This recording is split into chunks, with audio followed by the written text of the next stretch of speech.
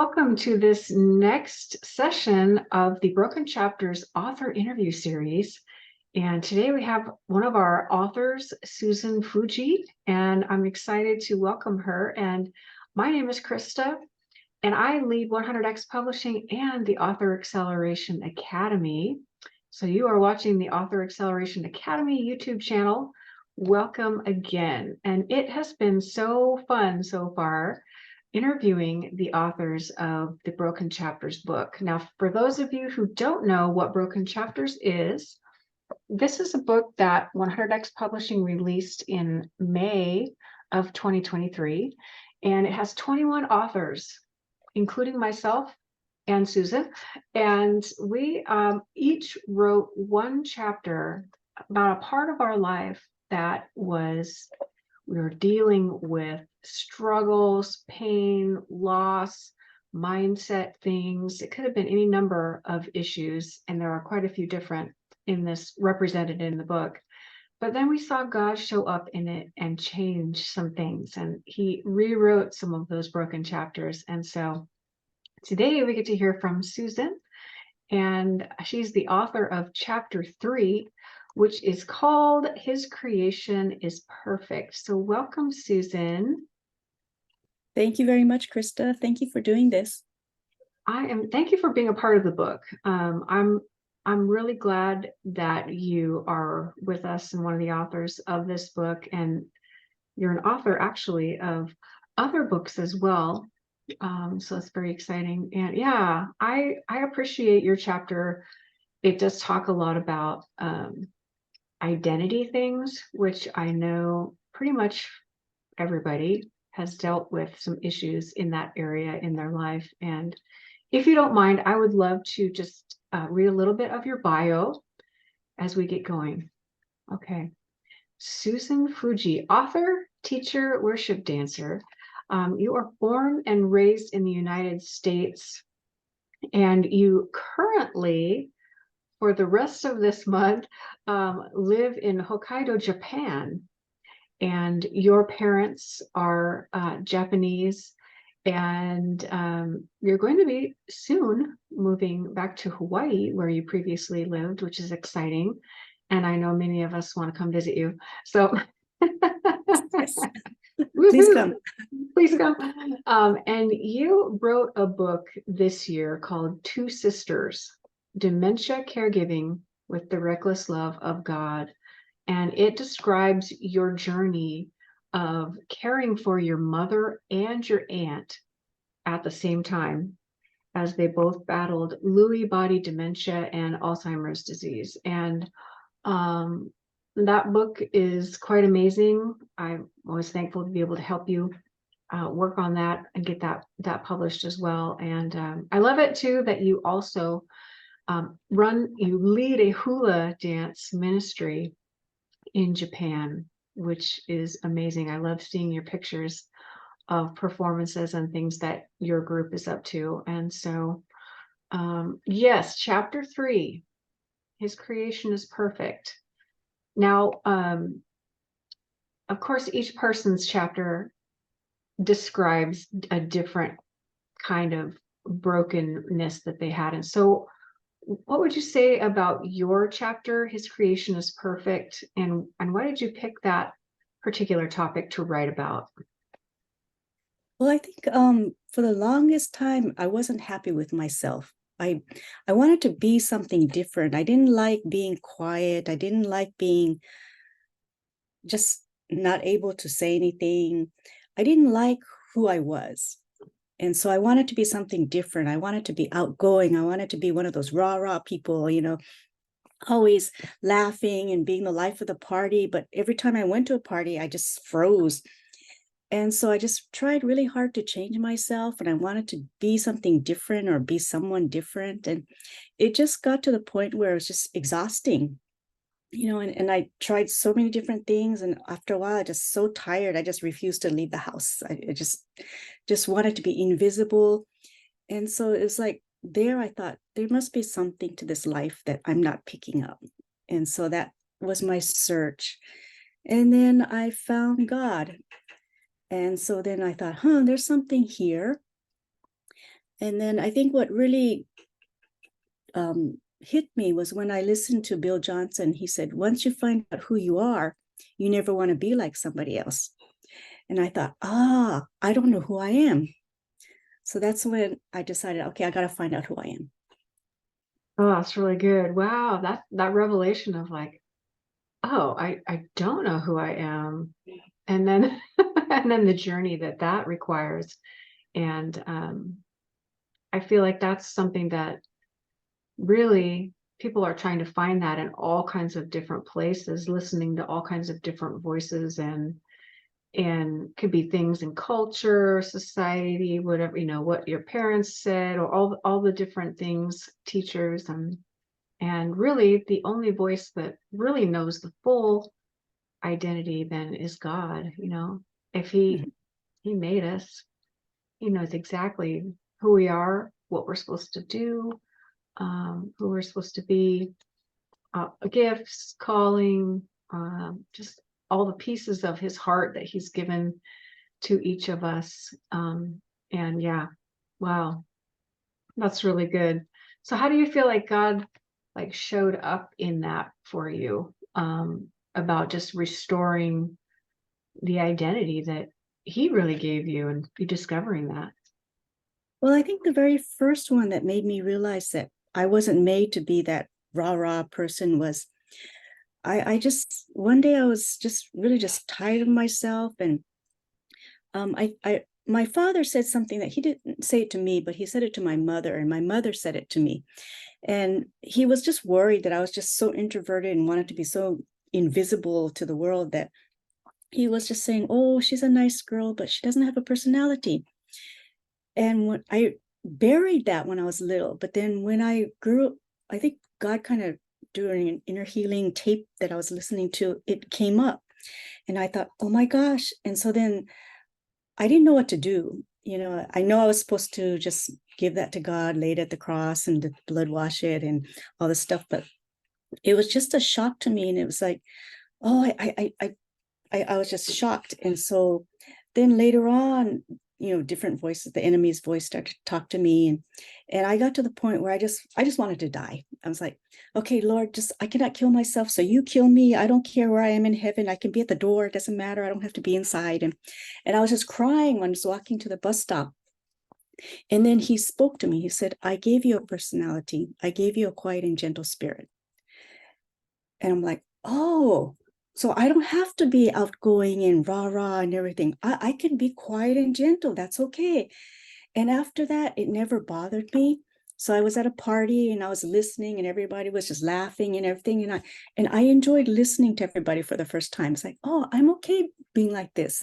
And I was happy for the first time at a party. I was just happy just to quietly listen to everybody. So that's the first time he spoke to me. And then after that, he kind of brought me to all these different situations. I mean, I was a daydreamer when I was little. I used to always daydream, and I used to get in trouble for that. And sometimes my daydreaming crossed over into reality, and I wasn't sure which was which. Sometimes I would make up stories, and people that, they told the teacher on me and all this kind of stuff. So it was, but those daydreams, he kind of brought them into reality. So he brought me to different places that I was daydreaming about when I was little. And then he made me realize that, he was trying to connect me to him during those daydreams. So he brought me to places I wanted to visit. He let me, I loved dancing when I was little, and all of a sudden I became a worship dancer. And all these little things he made me, he showed me that these little imagination things that I was doing was basically him telling me who I was. Wow.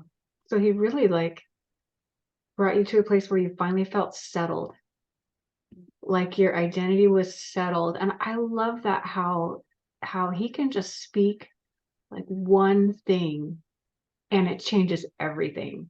Like that one simple statement that he said to you can just change Yes. everything.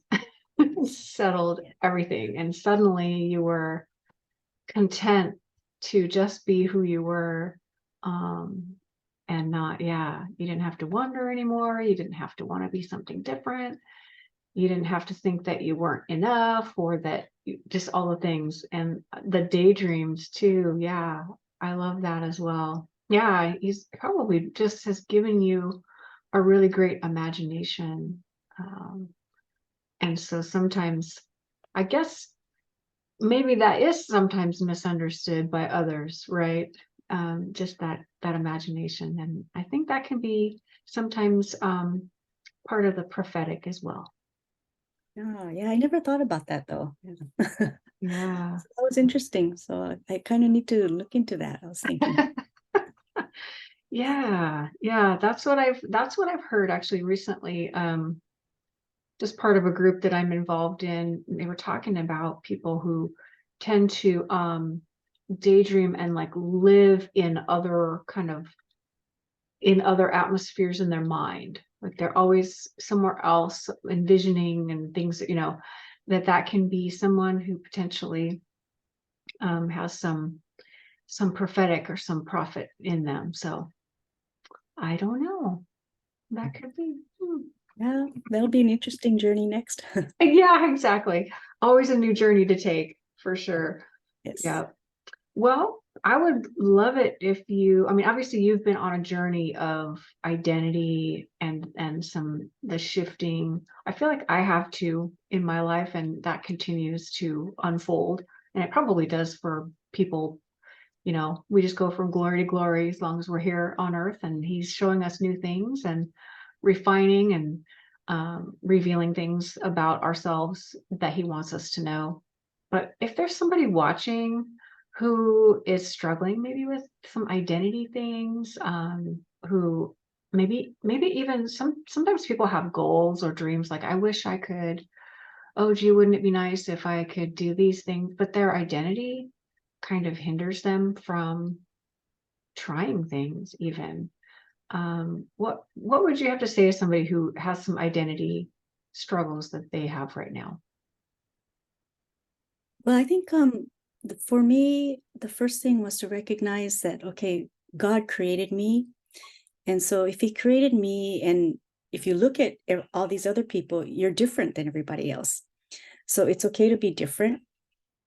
And the dreams that you have inside of you, they're there for a reason. So we need to just I had to step out little by little to do this. It wasn't a one giant leap that, okay, I'm done. It was just a little step of faith just to continue forward. And basically it was just keeping my hands on God, like, okay, where am I? What are you doing? And I just had to keep focused on him all the time. And the part of the process was the more I knew who God was, then I started to learn who he was. So it was interesting that when he created us in his image. So basically, we have him inside of us, and part of us is in him, in my mind. So when I know who he is, then I start to know who I am. And then I start to be able to step out a little bit further and further in faith. So that was my process. So I see a lot of that in Japan. In Japan, it's a very conformity-based culture. Individualism is not really accepted. Basically, it's frowned upon. So if you're very good at something and you kind of stand out, the culture is that they try and make you conform to everybody else so you don't stand out too much. So it really inhibits everybody from really being who they are. And so I see that a lot here, even with the women that I'm working with. I see so much talent and so much something inside of them. They have so much abilities, but yet it's suppressed because they're afraid to take that first step. It's a fear-based culture here too. So that's another problem. But so I see that and I'm like, oh no, you can do this. But there's that fear that stops them, that fear that, oh, what are people going to say? And I think the culture here is really bad in that respect. But I also see a lot of Japanese who overcome that, and then they're doing wonderful things. So it's just a matter of just hanging on to God, because he's going to lead you every step of the way. Oh yeah. And I wonder if people, even in their family of origin or their workplace or their schools or their communities too, that can happen where they just it's kind of discouraged to go for your dreams, or discouraged to stand out, like you said, which is sad. And I guess, we don't want to stand out in an arrogant way, or with pride, or with some attitudes that are not good, of course, but standing out in just being a light that shines. I mean, we want to make sure that we do that, and we have that opportunity, I think.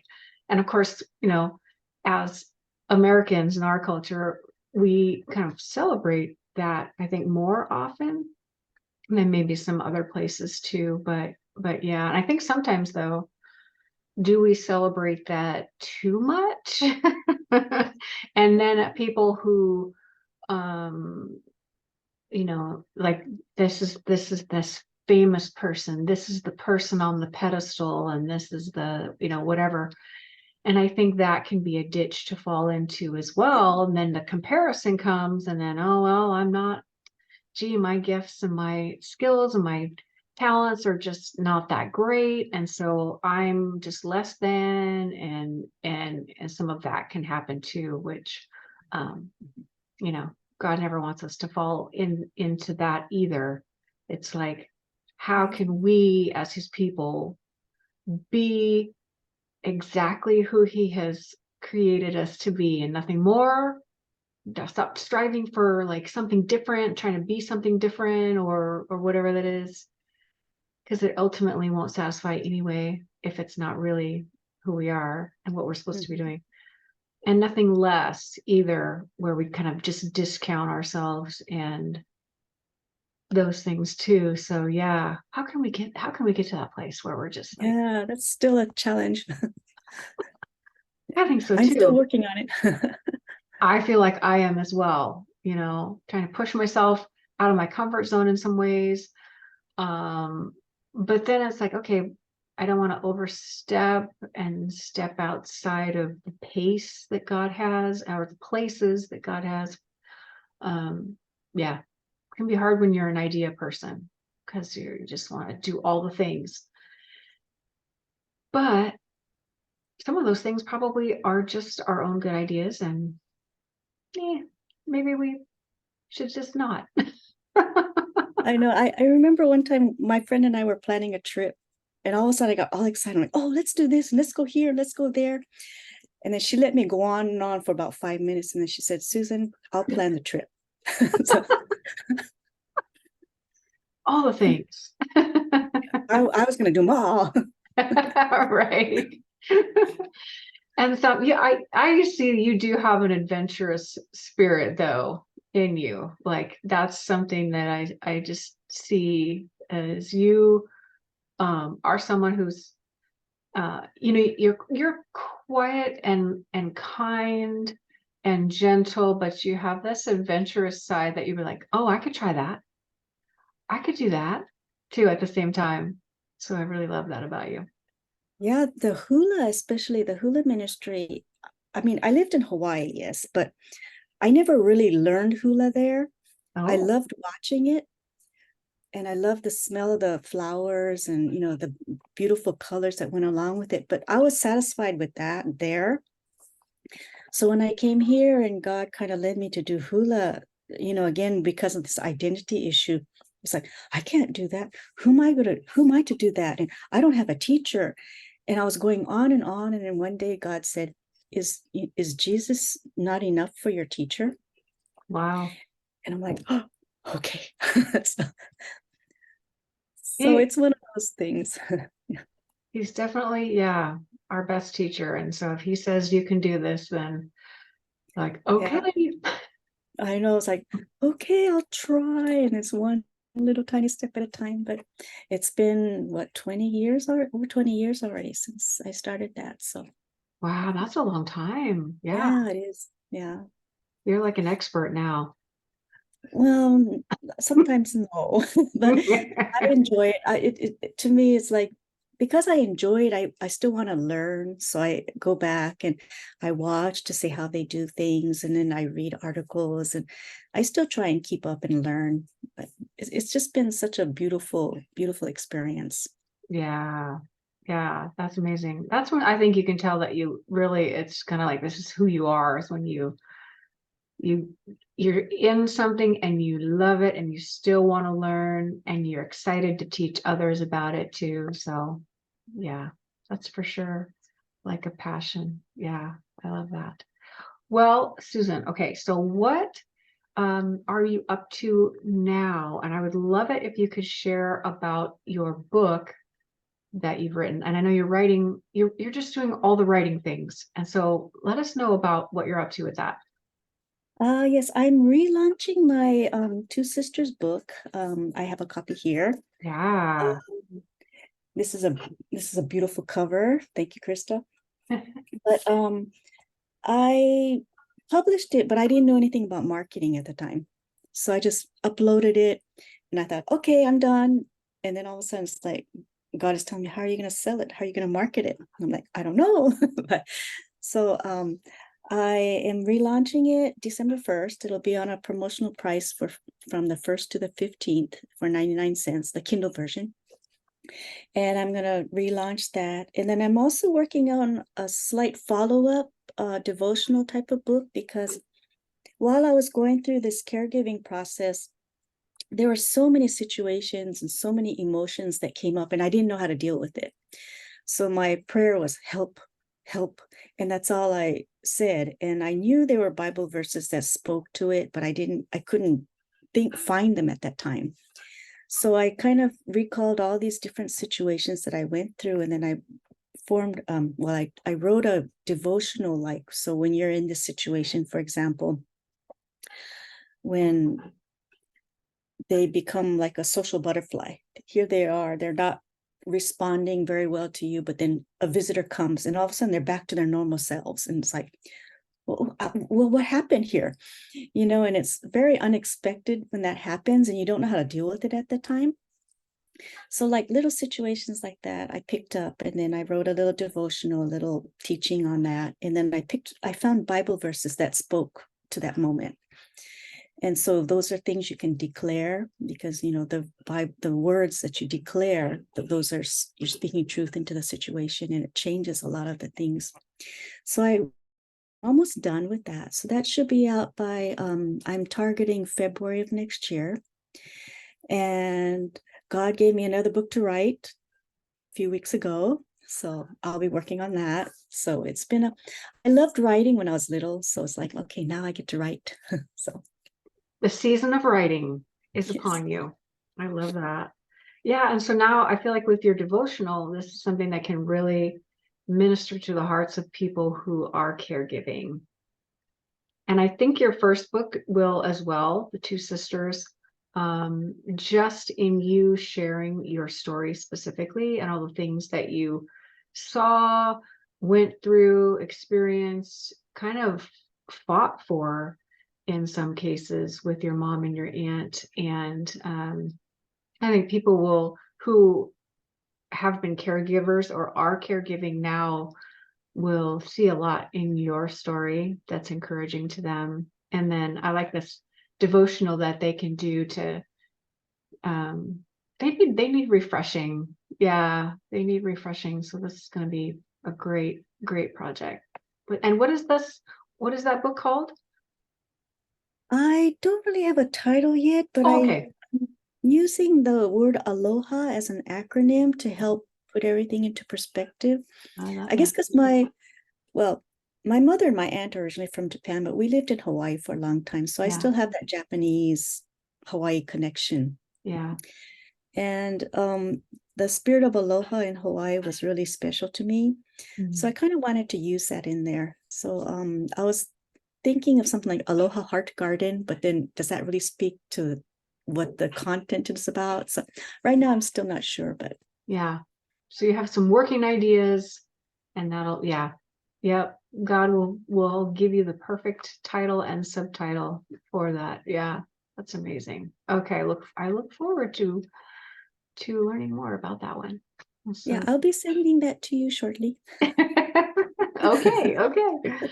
And okay, so if somebody wants to get a copy of your book, you said it's going to be the early part of December 2023, going Yes. to be on a sale. And so all of your books are either on Amazon now or they're going to be on Amazon Yes. in the Yes. future. Okay.